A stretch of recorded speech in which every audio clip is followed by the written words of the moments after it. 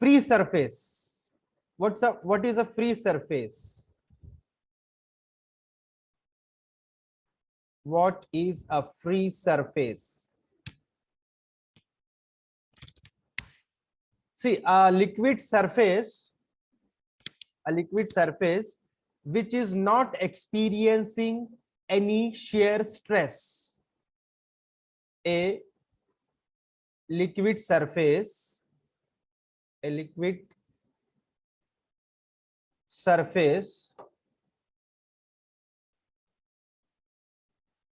which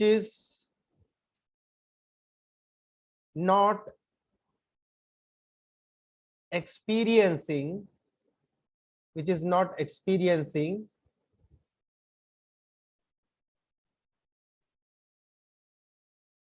shear stress.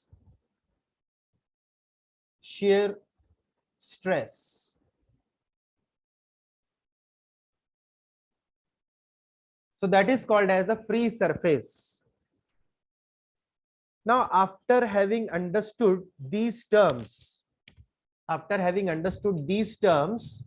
like sphere of influence, molecular range, then surface film and free surface, now we will be able to understand the molecular theory of surface tension. So here we are going to learn the molecular theory of surface tension. और इसी के साथ मैं आपको समझा भी दूंगा कि सरफेस टेंशन क्या है, एज अ प्रॉपर्टी क्या है और एज अ क्वांटिटी क्या है, that we are going to learn. So for this I'll require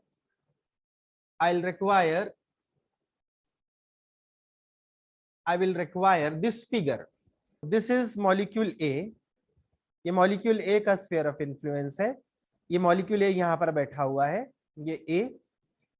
ये मॉलिक्यूल बी है, यहाँ पर ये मॉलिक्यूल बी बैठा हुआ है, ये मॉलिक्यूल बी है। और ये मॉलिक्यूल सी। तो आप देखेंगे कि मॉलिक्यूल ए का स्फीयर ऑफ इन्फ्लुएंस जो है पूरी तरह से लिक्विड के अंदर है।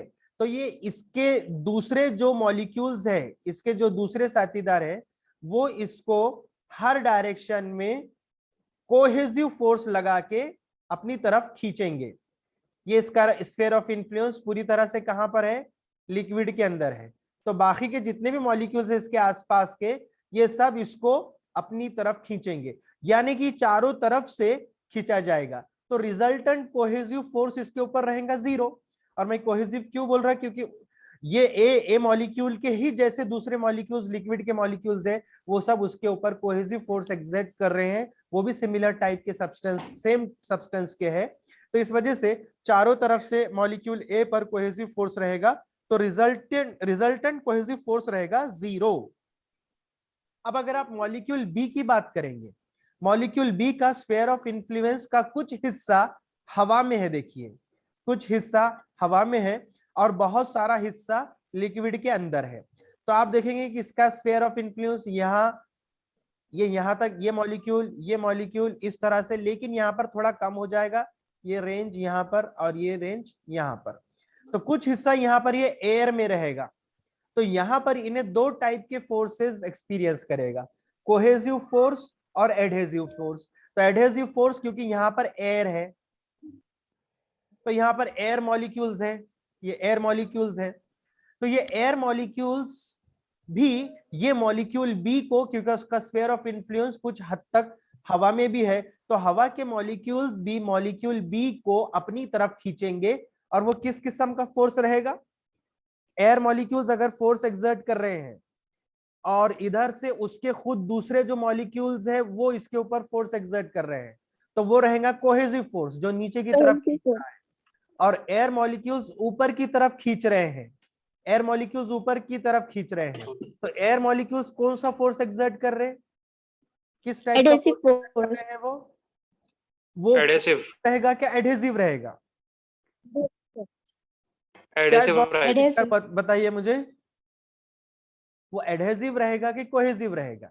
एयर मॉलिक्यूल्स जो फोर्स एक्सर्ट कर रहे हैं,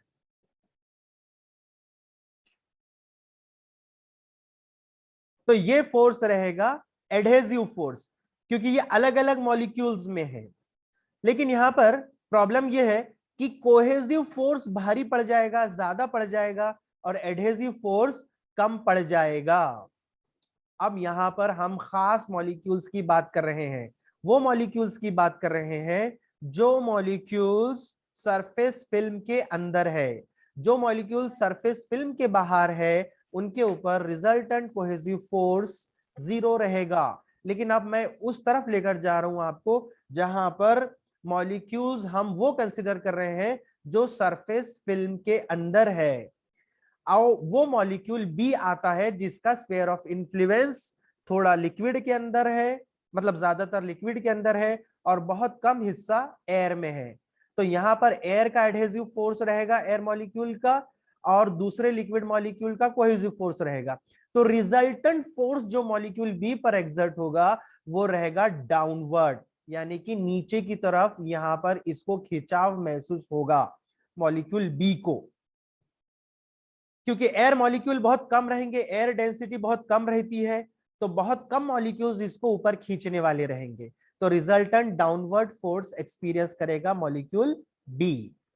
अब जरा आप मॉलिक्यूल सी पर आ जाइए। यहां पर भी इसका स्फीयर ऑफ इन्फ्लुएंस आधा हवा में है और आधा लिक्विड के अंदर है। तो यहां पर आप देखेंगे कि ये लिक्विड मॉलिक्यूल्स फोर्स एक्सर्ट कर रहे, और यहां पर ये एयर मॉलिक्यूल्स जो है वो इसके ऊपर एडहेसिव फोर्स एक्सर्ट करेंगे। तो यहां पर दोनों भी फोर्सेस रहेंगे, एडहेसिव फोर्स भी रहेगा ऊपर की तरफ एयर मॉलिक्यूल के द्वारा, और कोहेसिव फोर्स रहेगा दूसरे मॉलिक्यूल्स के द्वारा। तो ये दोनों भी फोर्स एक्सपीरियंस करेगा, लेकिन एयर मॉलिक्यूल्स बहुत कम है, ऊपर खींचने वाले मॉलिक्यूल्स की तादाद कम है, और नीचे खींचने वाले लिक्विड मॉलिक्यूल्स की तादाद का ज्यादा है। तो इस वजह से इसके ऊपर भी रिजल्टेंट डाउनवर्ड फोर्स एक्सर्ट होगा, resultant downward cohesive force act होगा। और इससे ये कंक्लूजन निकल रहा, जितने भी मॉलिक्यूल्स ये सरफेस फिल्म के अंदर रहेंगे, जितने भी मॉलिक्यूल्स ये सरफेस फिल्म के अंदर रहेंगे, उन सब में रिजल्टेंट एक कोहेसिव फोर्स एक्ट होगा जिसका डायरेक्शन रहेगा डाउनवर्ड। इन सभी डाउनवर्ड। फोर्सेस का डाउनवर्ड फोर्स एक्ट होगा, यानी कि जो अंदर के मॉलिक्यूल्स है उनके अंदर रिजल्टेंट कोहेसिव फोर्स 0 रहेगा जो पूरी तरह से लिक्विड के अंदर है, और जो मॉलिक्यूल्स सरफेस फिल्म के अंदर है उनके अंदर रिजल्टेंट डाउनवर्ड फोर्स एक्ट होगा। यानी कि फ्री सरफेस में यहां पर एक फोर्स एक्ट होगा, ये मॉलिक्यूल्स खुश नहीं रहेंगे, वहां पर कुछ ना कुछ दबाव वो महसूस कर सकेंगे। तो मैं ये कंक्लूजन निकाल रहा, all the molecules in the surface film they are acted upon by an unbalanced net cohesive force which is directed into the liquid. Therefore the molecules in the surface film they are pulled down, they are pulled inside the liquid. This minimizes the total number of molecules in the surface film. Now as a result this surface film will be under tension, and the surface film on the liquid will behave like a stretched elastic membrane. So this tension is known as surface tension. इस tension को कहते हैं surface tension.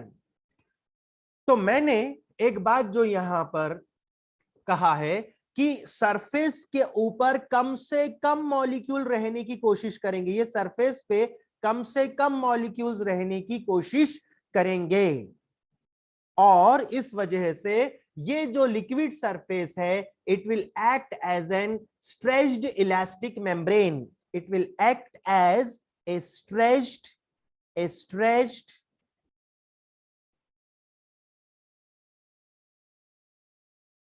Elastic membrane.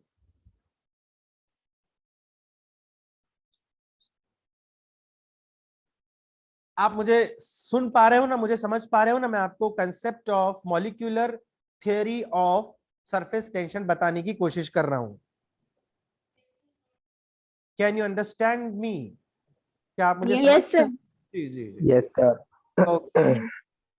अभी तक मैं आपसे chatting नहीं कर पा रहा था, अब मैं आपसे चैट कर पाऊंगा।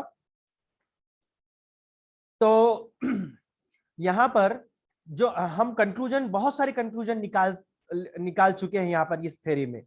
तो फाइनल जो कंक्लूजन मैं निकाला वो ये है कि the surface film, the surface liquid surface is acting like a stretched elastic membrane. देखिए, अगर समझिए एक रबर बैंड है, ये रबर बैंड है, ठीक है, और मैं इसको खींचता हूं, इधर से भी खींचता हूं और इधर से भी खींचता हूं, तो आप देखेंगे कि ये जो मोटापा है ये रबर बैंड का, ये थोड़ा पतला हो जाएगा।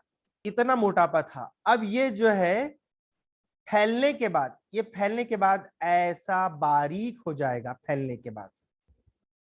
तो आपने इसमें क्या देखा? नंबर ऑफ मॉलिक्यूल्स कम हो गए। देखिए यहां पे ये नंबर ऑफ मॉलिक्यूल्स कम हो गए, यानी कि सरफेस एरिया कम से कम होना शुरू हो गया। ये अंडर टेंशन भी आ गया, ये जो रबर बैंड है इसके ऊपर टेंशन भी आ गया।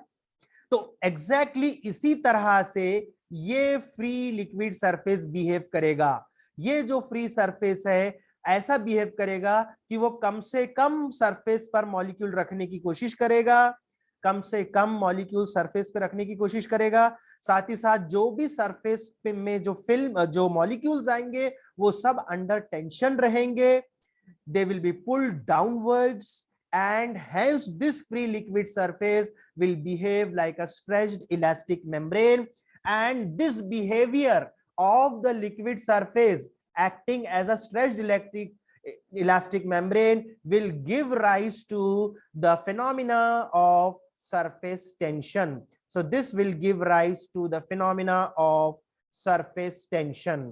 तो इस तरह से यहाँ पर सरफेस टेंशन का जन्म हुआ।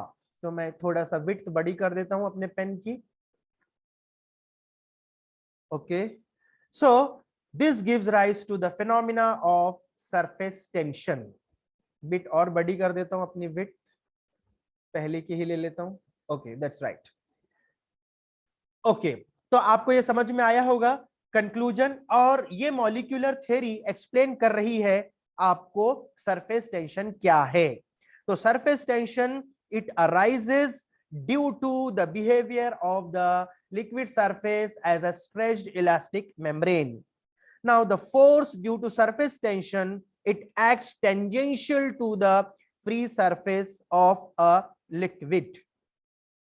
तो ये तो प्रॉपर्टी हो गई, surface tension as a property यहां पर मैंने आपको एक्सप्लेन कर दिया। तो ये आपको चाहे तो 2 मार्क्स या 3 मार्क्स के लिए क्वेश्चन पूछा जाएगा, explain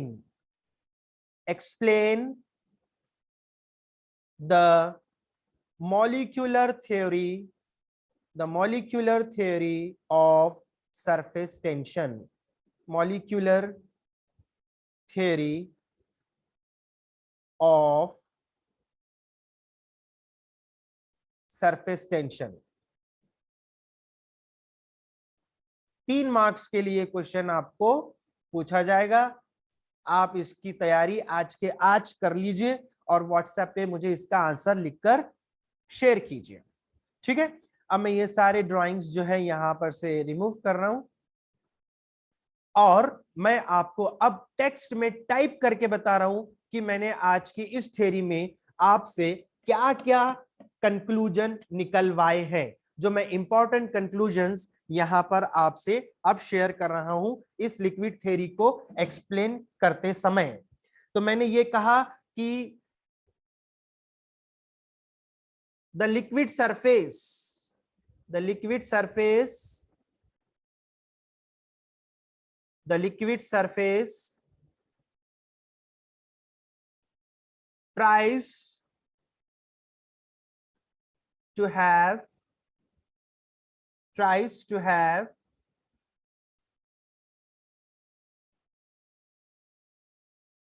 tries to have minimum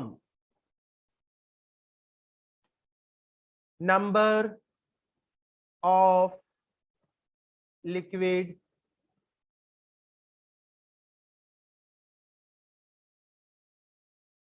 number of liquid molecules.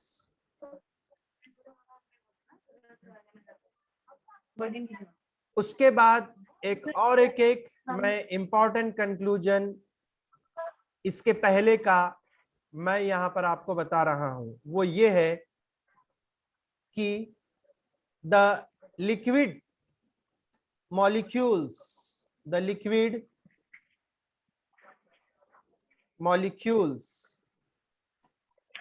in the surface film experience a net cohesive force,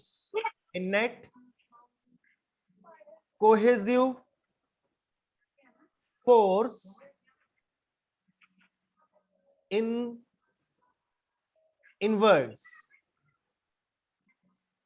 that is inside the liquid.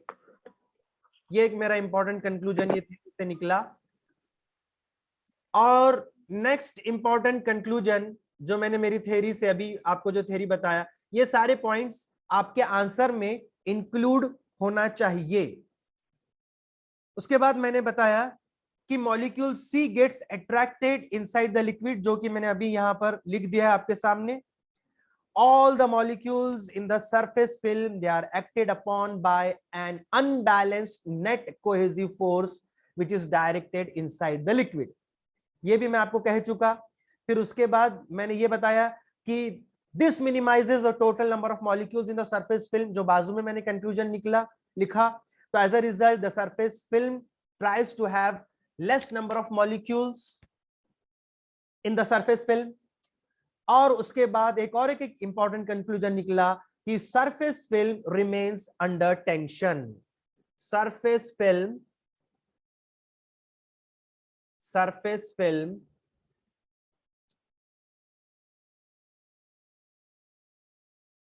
Remains under tension.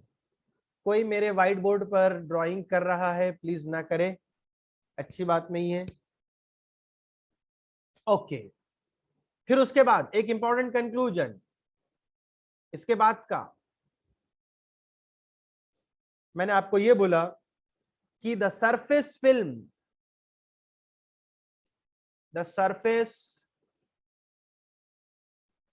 Film of a liquid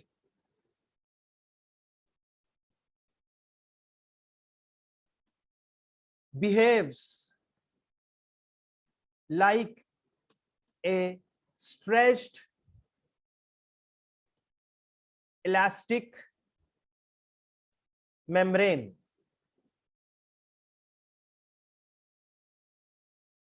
And this tension gives rise to the phenomena of surface tension. तो ये सारी चीजें बताती है कि liquid surface पर tension है और इस सरफेस पे टेंशन को कहते हैं surface tension. And the force due to this surface tension it acts as tangential to the free surface of a liquid. तो जब आप आंसर लिखेंगे इस क्वेश्चन का जो मैंने आपको 2 या 3 मार्क्स के लिए पूछा है, explain the molecular theory of surface tension, ये सारी बातें आप इसके अंदर लिखेंगे। I hope you must have understood this concept. आपको सरफेस टेंशन कहां से अराइज होता, क्यों अराइज होता, ये सारी चीजें मैंने यहां पर आपको बता दिया है। I hope there is no difficulty in this point. अब हमारे मीटिंग का टाइम जो है तो कम हो गया है, 10 मिनट कंक्लूजन के रह गए हैं। तो उसके बाद मैं आपको चलते चलते आखिर में सरफेस टेंशन की डेफिनेशन सिखाकर जाना चाहूंगा। तो I will remove this board. अब उसके लिए सरफेस टेंशन को समझने के लिए कोई मेरा व्हाइट बोर्ड स्क्रीन यूज कर रहा है ऐसा मत करें। Okay, now I am going to define what is surface tension. तो सरफेस टेंशन का डेफिनेशन मैं आपको समझा रहा हूं। वो समझने के लिए मैं अब क्या करता हूं, ओके, जो मैं यहां पर बताने की कोशिश कर रहा था। तो देखिए यहां पर ये सारे मॉलिक्यूल्स, ये मॉलिक्यूल्स दोनों तरफ इस लाइन को खींचने की कोशिश करेंगे। तो एज अ रिजल्ट इस लाइन पर ये PQ लाइन है, ये PQ लाइन है, यहां पर भी बता रहा हूं मैं आपको, ये PQ लाइन है जो मैंने फ्री लिक्विड सरफेस पे ड्रॉ किया। इसकी लाइन L है और इसके ऊपर टोटल फोर्स F एक्ट हो रहा है, टोटल फोर्स F एक्ट हो रहा है। तो surface tension is defined as the tangential force, the tangential force on an imaginary line, on an imaginary line per unit length is called as surface tension। तो अब मैं surface tension का definition यहां पर आपके लिए लिख रहा हूं। तो यहां पर मैं आपको बोल रहा हूं सरफेस टेंशन का डेफिनेशन, सरफेस टेंशन का definition, the tangential force, the tangential force acting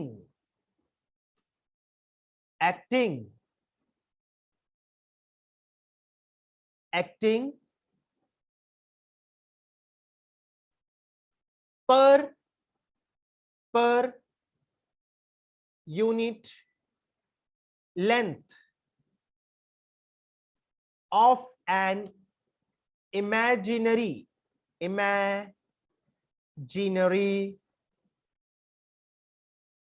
line drawn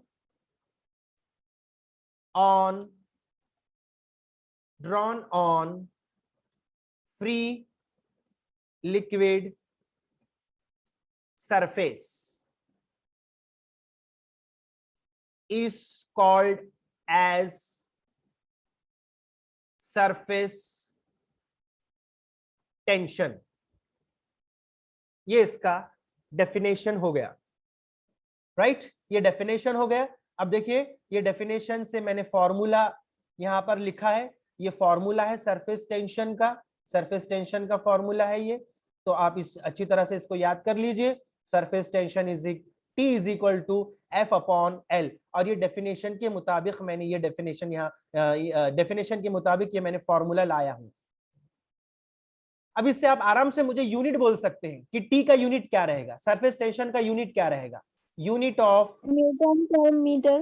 very good, Newton पर मीटर, यूनिट ऑफ T यानी सरफेस टेंशन। तो इसका SI यूनिट रहेगा न्यूटन पर मीटर, न्यूटन पर मीटर, और इसका CGS यूनिट रहेगा डायन पर सेंटीमीटर। और आप इसके डायमेंशंस भी निकाल कर रखिए, मैंने निकाल कर रखे हैं। तो डायमेंशंस ऑफ दिस T यहां पर लिख रहा हूं, डायमेंशंस ऑफ दिस T। तो यहां पर डायमेंशंस मैं आपके लिए लिख रहा हूं, वो रहेगा L raise to 0, L raise to 0, M raise to 1, T raised to -2, T raise to -2। Very good, T raise to -2। तो इस तरह से आज हमने सरफेस टेंशन की मॉलिक्यूलर थ्योरी पढ़े, सरफेस टेंशन का डेफिनेशन, उसके यूनिट और उसके डायमेंशंस। तो ये आज का लेक्चर हमारा यहाँ पर खत्म होता है।